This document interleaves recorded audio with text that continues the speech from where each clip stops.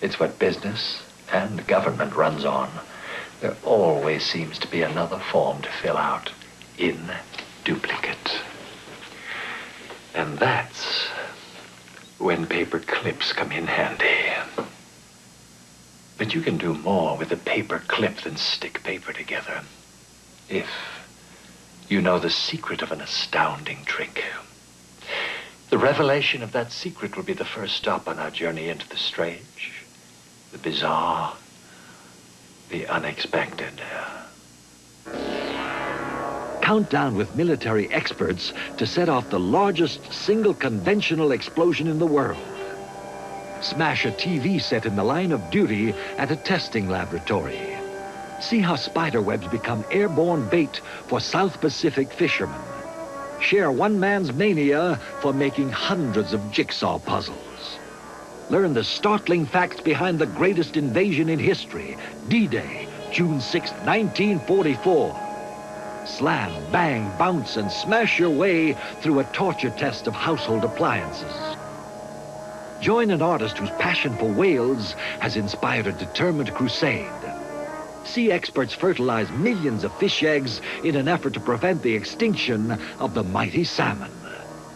Find out how Adolf Hitler was fooled into making one of the greatest blunders of World War II. The strange, the bizarre, the unexpected. These are the kinds of subjects a man named Robert L. Ripley challenged us to. Believe it or not. Enter the office of even the busiest executive at some moment when he's not around. And you're likely to find one of these. A chain made of paper clips. It serves no practical purpose, but almost everyone in every office winds up making them sooner or later. There's just something about paper clips that seems to compel you to link them together.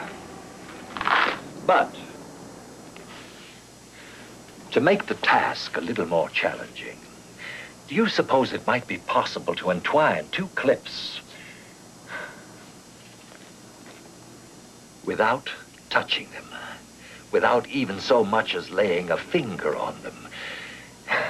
It seems impossible, entwining without touching. A true paradox, in fact. Insoluble, self-contradictory, a downright irrationality. But the apparently impossible can be accomplished in an instant with the aid of a crisp, new $1 bill, folded in thirds like this. The first clip, inside fold and outside fold, like this. The second clip, again, inside fold and the other outside fold, like this. Now, to link two paper clips without touching them, watch closely. If you blinked, you missed it. So, watch again. As I do it, slowly for you.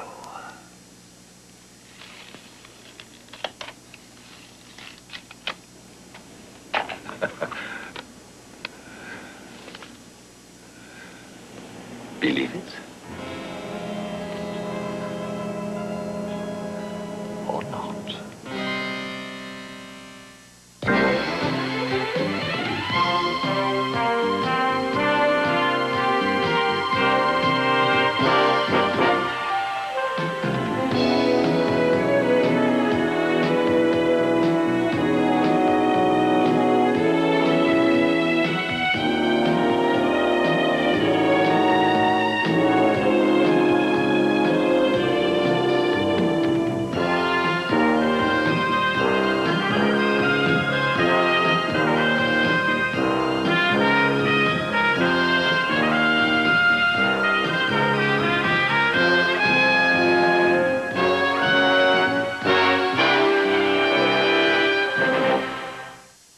Mission of mercy.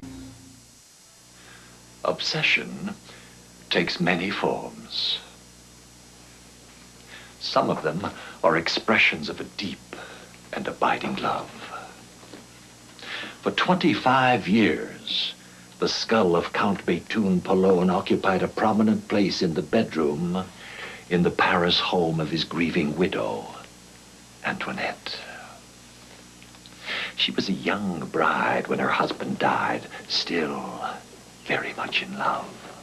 To ease the pain of her loss, she kept his skull close to her and daily, incessantly, read aloud to it from one of two books. Her dearly departed never tired of listening to her measured, consoling tones. Night Thoughts by poet Edward Young. Beware what earth calls happiness. Beware all joys, but joys that never can expire. Mine died with thee.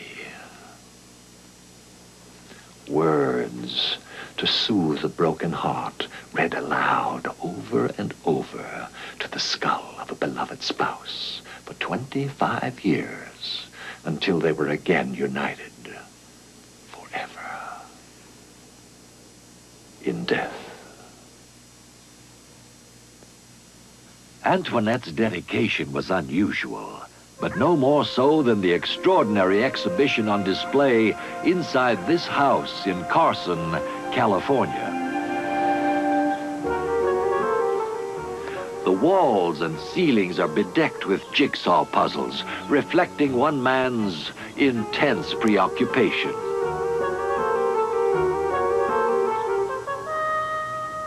He has spent 5 years patiently assembling and displaying them until every available space has been filled, including the doors.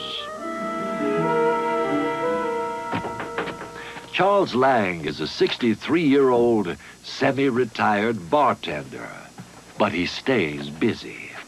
He has completed some 600 puzzles containing over 500,000 pieces because, he says, he has hyper hands.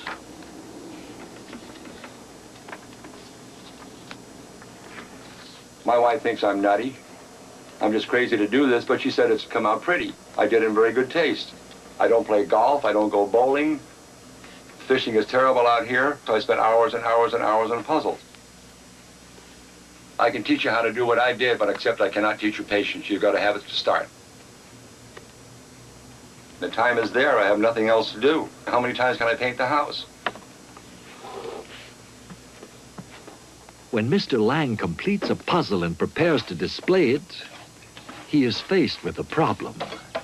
He's running out of space.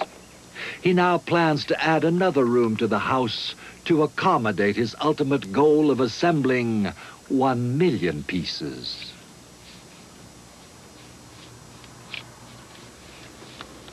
There's no puzzle I cannot do, anywhere. The hardest puzzle I've ever done was called the Purple Dread. It took me 40 hours to do it. Almost all the pieces are identical. 6 people handed it down to me. They couldn't do it at all. They had a contest, finish the Purple Dread, take a picture of it in Scout's honor, send in how many hours it took you to do it, and they will send you a gift, a prize. With my luck, it'd probably be the Blue Dread. Even in the peaceful world of jigsaw puzzles, there's no escape from frustration. The only thing bothers me about a puzzle is when you go to the store and you bring it home and you break the seal and you put the puzzle together, there's a piece missing. That bothers me. Bother, bother, bother. Human concern may be focused on inanimate works of art or on living creatures like the majestic whales who used to roam our seas in such abundance. Some people are deeply committed to their survival, others to their commercial use. To them, whales are an exploitable resource, but their wholesale slaughter has generated a wave of protest as many species face possible extinction. One deeply concerned person is Los Angeles artist John Perry. Like many others, John has battled to save whales, but his methods are a bit different.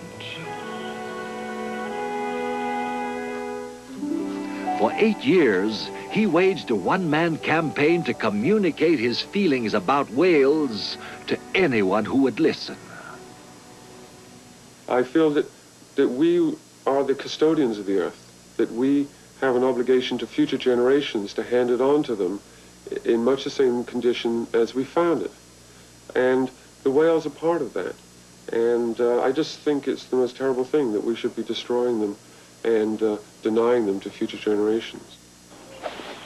As an artist, John found a way to communicate his message visually. With the help of a balloon maker, he designed a series of inflatable whales.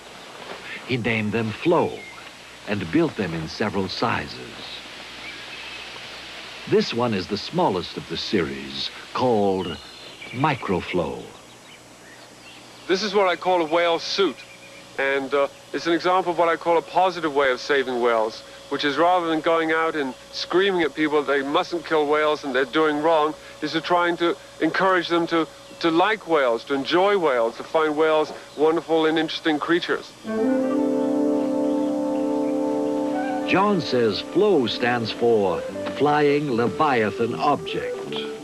Since 1977, John's FLOs have been seen around the world. Traveling at his own expense, John began a one-man campaign to call attention to the plight of the whales. He and his FLOs became a familiar sight in 12 countries. The first FLO was 110 feet long and 38 feet high.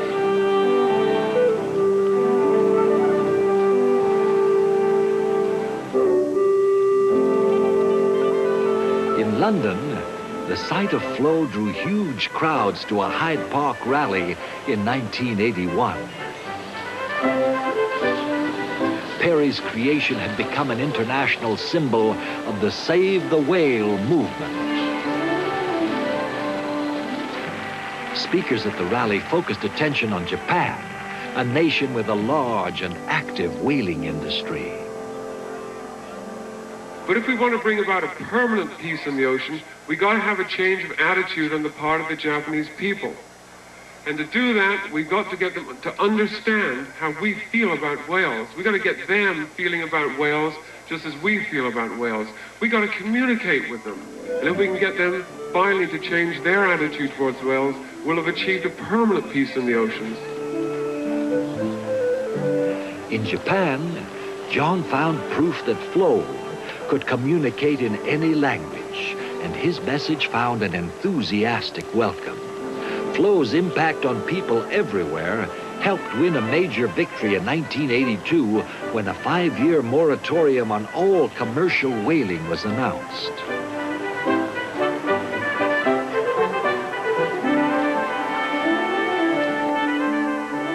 John Perry's crusade helped achieve a landmark decision.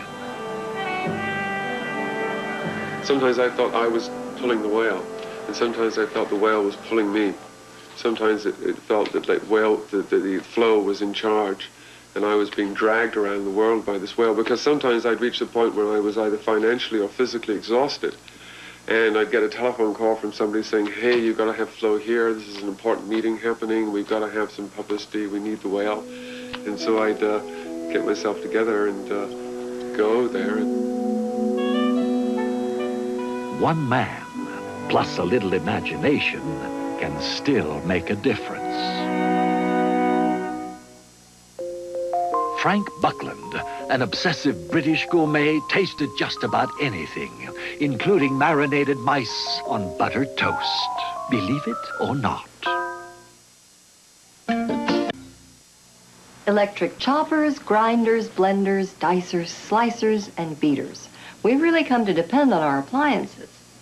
But the basic ingredients for most recipes still haven't changed. We still use salt, sugar, flour, baking powder. For what we've got planned today, we'll need about half a bowl full of sand. Coarse and gritty.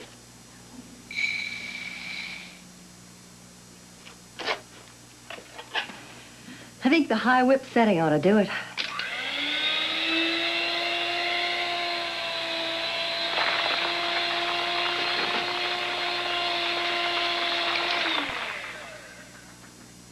This feeder survived the test we've put it through by standing up to abuse it's not likely to receive in an ordinary home.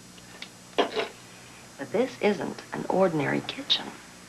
It's part of the Underwriters Laboratory in Chicago.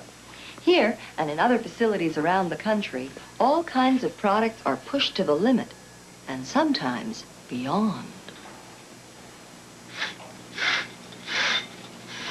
Every year, 50,000 items of the kind we use every day enter this laboratory and fall into the hands of experts in the art of product torture.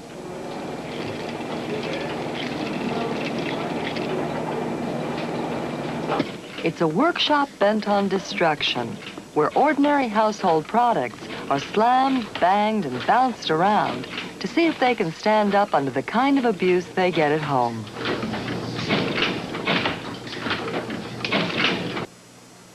Two things can come out of a TV set: entertainment, and if the picture tube explodes, flying glass. If it's made right, the tube should explode inwardly.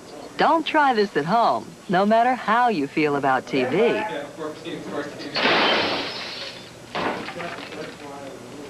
The glass screen and the tube are shattered, but the viewer would have escaped serious harm. It's just another victim of the intentional destruction of products, seen in testing centers everywhere. For technicians, the challenge is to devise machines that simulate reality. This gadget duplicates miles of bumpy sidewalks.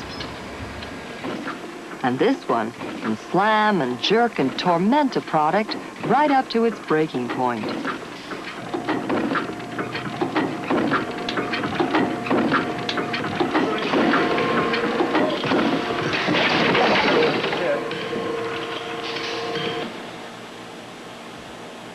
A plastic toe is about to be crushed in a mechanism for testing a manufacturer's design for safety boots. A steel bar will smash into it with a force of 50 pounds.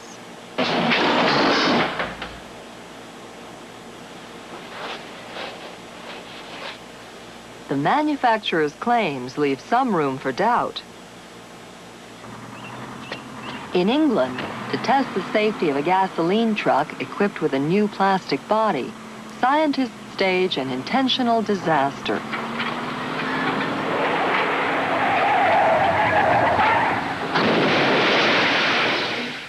The plastic held, the metal failed. But to prove the truck was safe, it would have to survive a head-on collision. After passing such tests, plastic trucks won the right to face actual traffic. White Sands, New Mexico. To test the battlefield effect, scientists have developed a substitute for an atomic bomb. To create a similar explosion, it will take 600 tons of conventional explosives.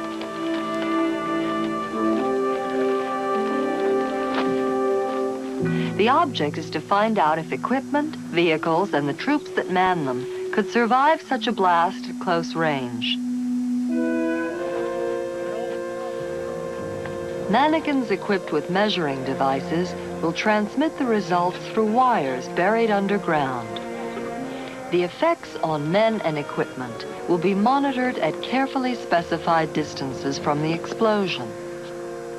Such information could help researchers develop ways to protect combat troops and equipment. Near Ground Zero, mannequins in an underground bunker await the impact. A quarter of a mile away, tucked safely underground, technicians prepare to detonate the charge.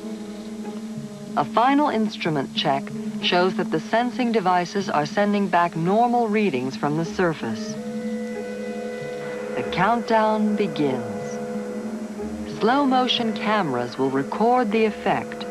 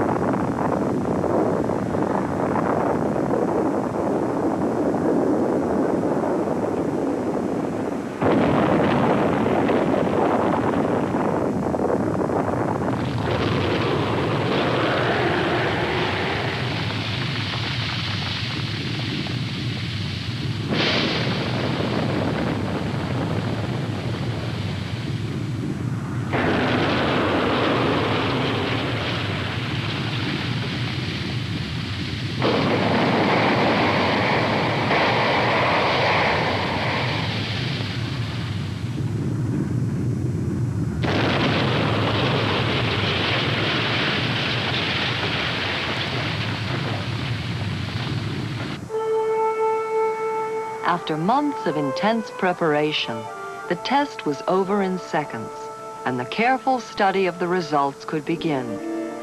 It was the largest single detonation of conventional explosives in history. Except for the intense heat and radiation, the explosion duplicated the effect of a 1-kiloton atomic bomb at close range. Scientists called it Operation Dice Throw.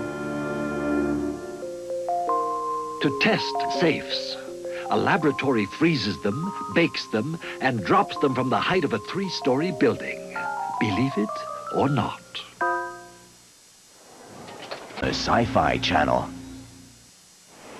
This quiet beach in France was once a battlefield. At dawn on a summer's day over 40 years ago, German sentries first glimpsed the greatest armada that had ever put to sea. It had come to destroy the empire built by Adolf Hitler.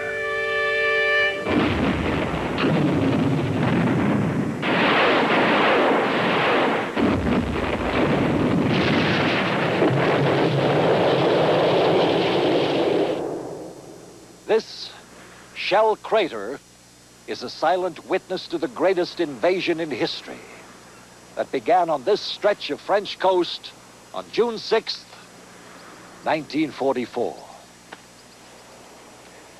D-Day. 154,000 Allied troops waded ashore in a line that reached for 50 miles.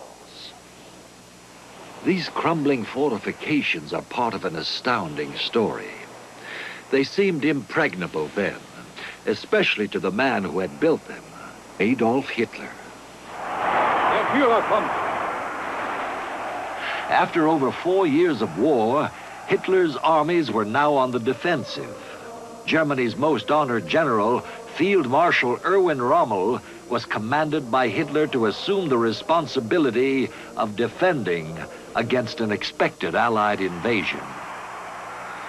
After inspecting the massive bunkers along the French coast, Rommel was not impressed. In his opinion, reinforcements were needed.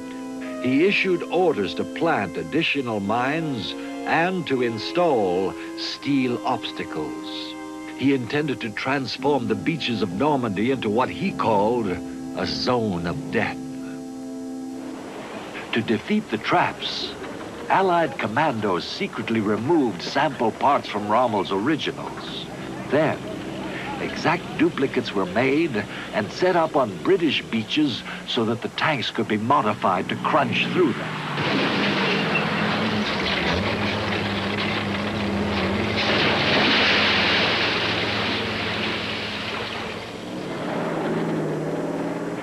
The problem of tanks sinking into the sand was overcome with other special modifications.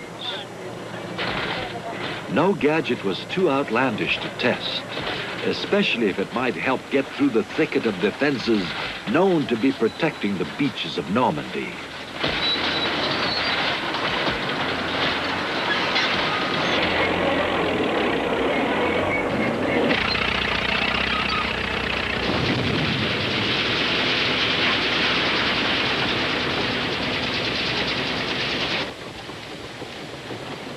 Some devices, however, simply did not work. A wheel, powered by rockets, was supposed to destroy the obstacles. It looked formidable, but it failed to pass a trial run.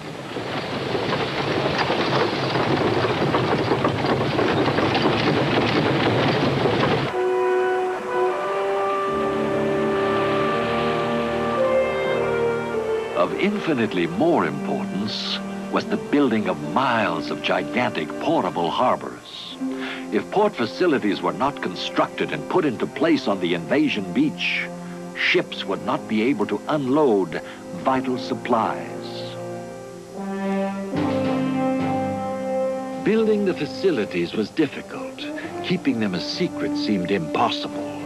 To solve that problem, completed sections were deliberately sunk and remained hidden under the sea until D-Day.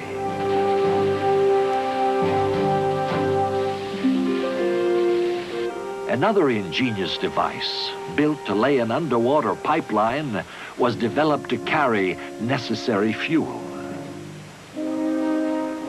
Grappling hooks were to be used as part of one of the most risky missions, an attack on a fortified cliff in France.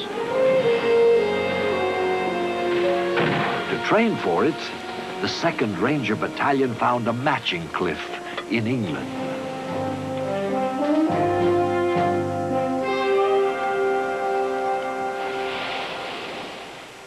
This is the actual cliff they had to climb, a sheer drop that offered no protection. They were defenseless as the enemy fire rained down on them, yet they kept coming. They had to cling to ropes and claw with their fingernails to get from down there to up here. Their mission was to destroy the heavy German gun emplacements they were told were in position here at the top. Despite the obstacle of the cliff itself and determined German resistance, the Rangers took the high ground. Then, tragically, by mistake, they were bombed by their own planes, fired on by their own troops, while simultaneously fighting off German counterattacks. 225 men started from down there. Only 60 survived, and the German guns they had been sent to destroy weren't here. They had been moved by the Germans long before the attack had begun. American General George Patton was the logical choice to lead the D-Day invasion, or so the German High Command thought.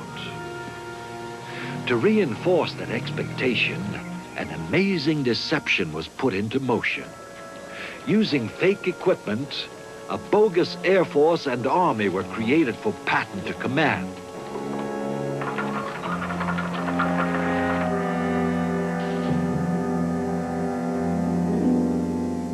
Special platforms were launched as part of a fictional fleet. In German aerial photographs, they looked like fully loaded landing crafts.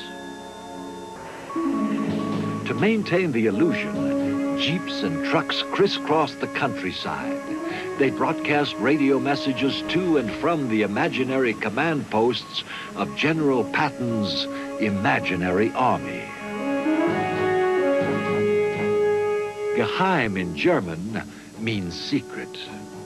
This is an actual chart prepared by the German staff. It shows Patton's fictional units that the Germans accepted as reality. Thus, the Allies had created convincing evidence that the invasion would take place here, at Calais, at the narrowest point of the English Channel. Adolf Hitler was completely taken in. He assigned the bulk of his defensive forces to Calais instead of Normandy. In England, security precautions intensified.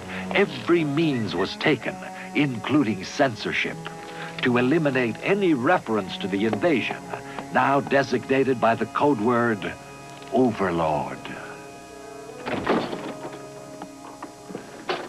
The newspapers were full of war reports, but there was no mention of the massive military buildup required for the invasion. Security was complete, or so it seemed. The code names for the beaches where the invasion would begin, Utah, Omaha, Gold, Juno, Sword, were top secret. However, just 30 days before D-Day, the secret codes for the invasion beaches appeared in a London newspaper, the Daily Telegraph, as part of a series of crossword puzzles. May 2nd, number 17 across. One of the United States. U-T-A-H.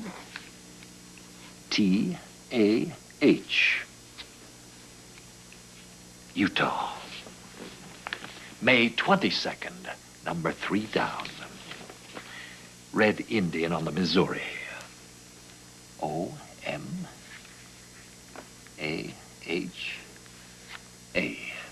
Omaha, and this one on May 27th, number 11 across. Some bigwig, and the answer, published just 4 days before the scheduled invasion. OVERLORD.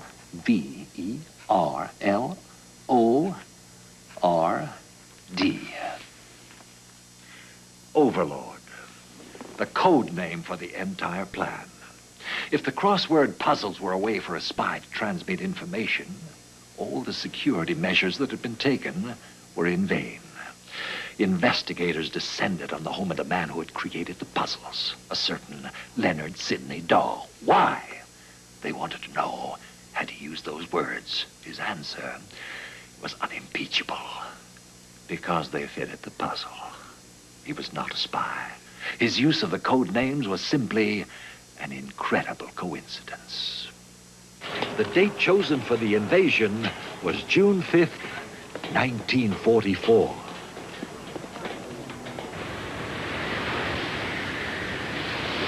A sudden storm put the entire operation in jeopardy.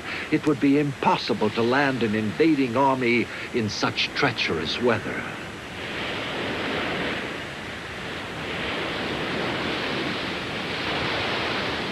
Supreme Commander Dwight Eisenhower had to face the decision to reverse the massive armada and wait out the storm. He issued orders that D-Day was postponed. The ships were to return to port.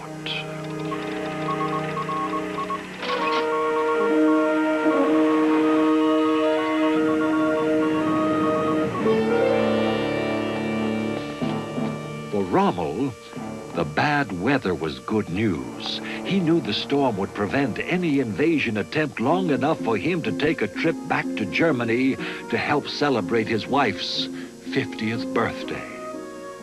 As a result, he was not in command when D-Day began. For Eisenhower, any further delay could be disastrous. If the Germans had seen the fleet, it was certain that they would move reinforcements to Normandy. D-Day could not be postponed again. On June 6th, the ships began disgorging the men who would fight and die to establish a foothold on Hitler's Europe. Fire! At Omaha Beach, against determined German resistance, more than 1,300 American troops died.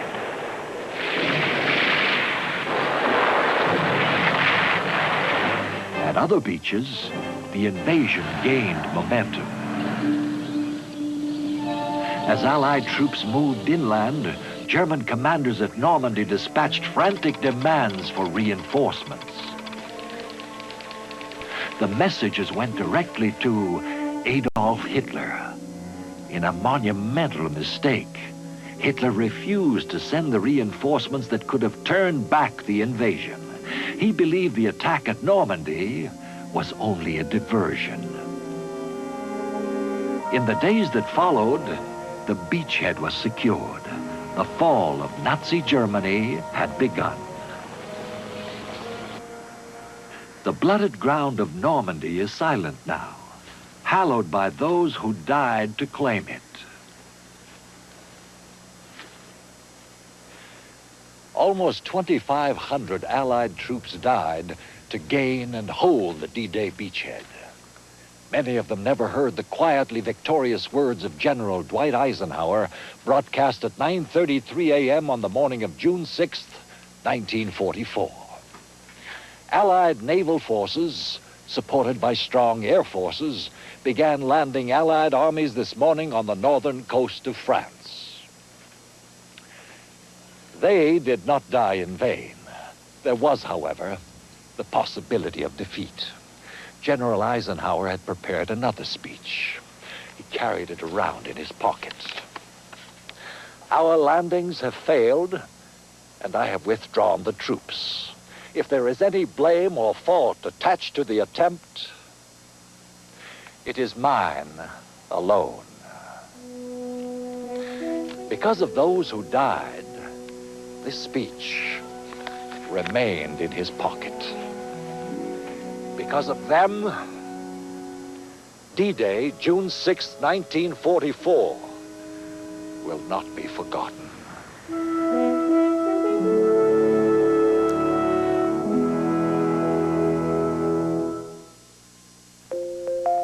The password used by U.S. armed forces during the invasion of Normandy on D-Day was Mickey Mouse.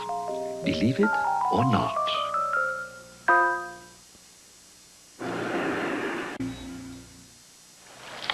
It may not look appetizing, but this is excellent food for growing young bodies.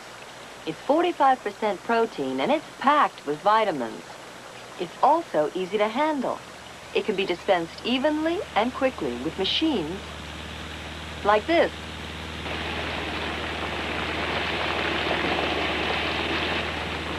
They need machines here because they have to serve between 1,300 and 2,000 pounds of food a day. The growing and ever-hungry recipients of all this are rainbow trout,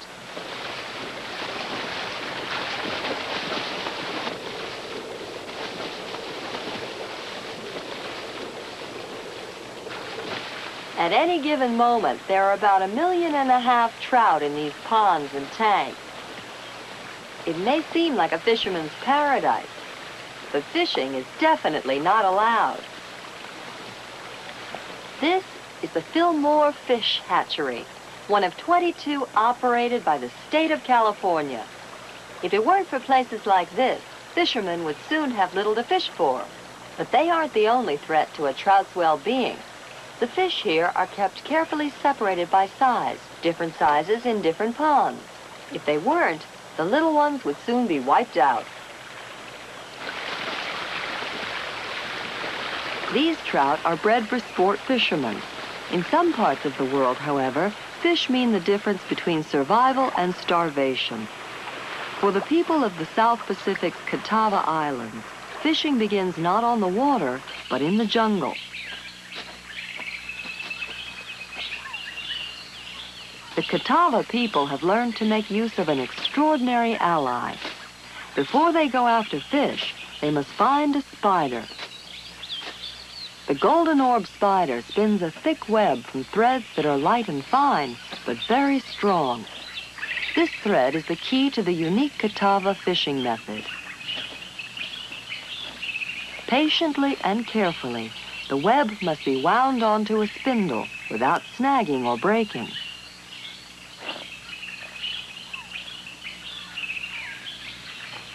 Knowing exactly how to gather the thread and how to use it are precious skills possessed by only 1 or 2 men in each village. In preparation for fishing, the spider's thread is woven into a dense snare that will take the place of a hook.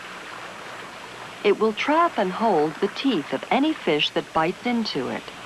And instead of casting the snare with a pole, the fisherman uses a kite. To succeed, the fisherman has to master both the water and the air. The snare must run and move just as live bait would to attract the region's delicacy, the alligator garfish. A garfish hits the line.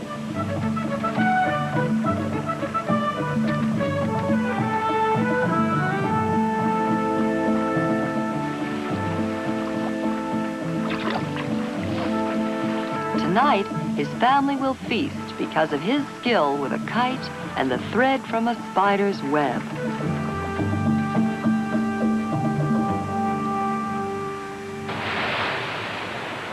Half a world away in the Pacific Northwest, man and fish have a very different relationship. The fish are salmon. Each fall, they leave the ocean and battle their way inland. They have to come to fresh water to lay and hatch eggs. Now, however, man has interrupted the timeless cycle.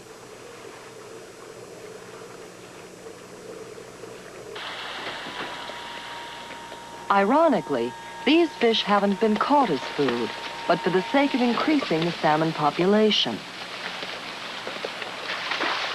Because of extensive fishing, salmon might become extinct without the work performed at facilities like this one. the Robertson Creek Hatchery in British Columbia.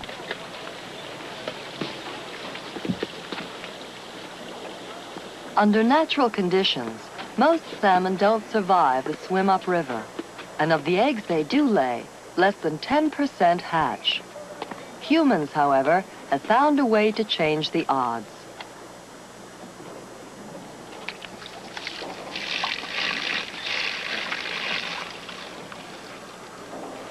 In the wild, the eggs have a high mortality rate.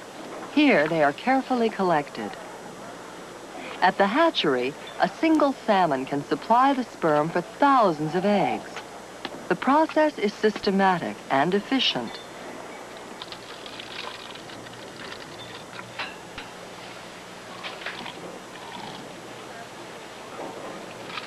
By this method of fertilization, human control increases the natural yield by almost 900%.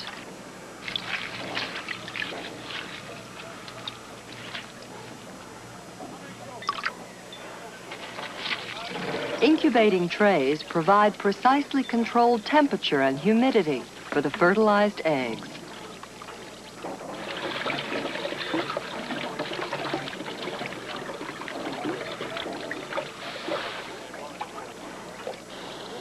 In the course of a year, a single facility like this one produces about 300,000 adult salmon. It takes about 3 months before the young salmon can be moved to the outside tanks. 4 more months of feeding are required before the salmon are big enough to have a chance of surviving in the wild.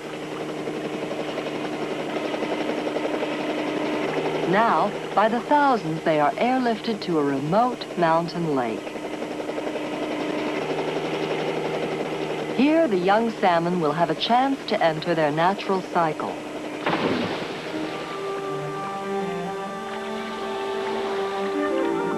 In time, these waters may have grown empty and still. Because of man's involvement, they teem with life.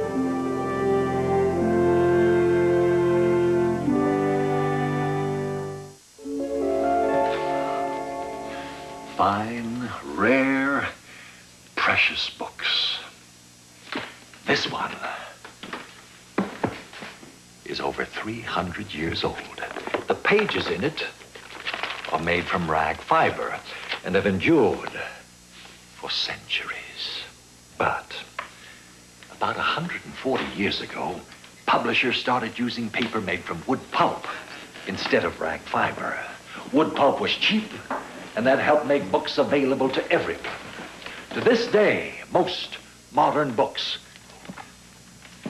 like this one, are printed on wood pulp paper. About 15 years ago, a terrible fact came to light. Books printed on wood pulp paper a century before were disintegrating. Wood pulp paper is proven to be considerably less than permanent. So, at this very moment, this book and millions upon millions of other books in libraries, schools, and homes in every country in the world are turning into dust.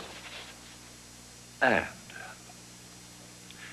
no one has any idea what to do about it.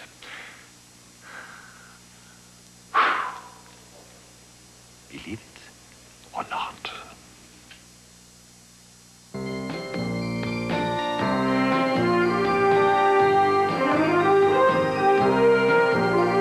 Forgotten villain's wrath, an unbelievable journey home, an encounter with the final frontier. These are the voyages of the Starship Enterprise. See them again in full theatrical widescreen format, hosted by Leonard Nimoy, and followed by an exclusive look behind the making of the newest Star Trek adventure, First Contact.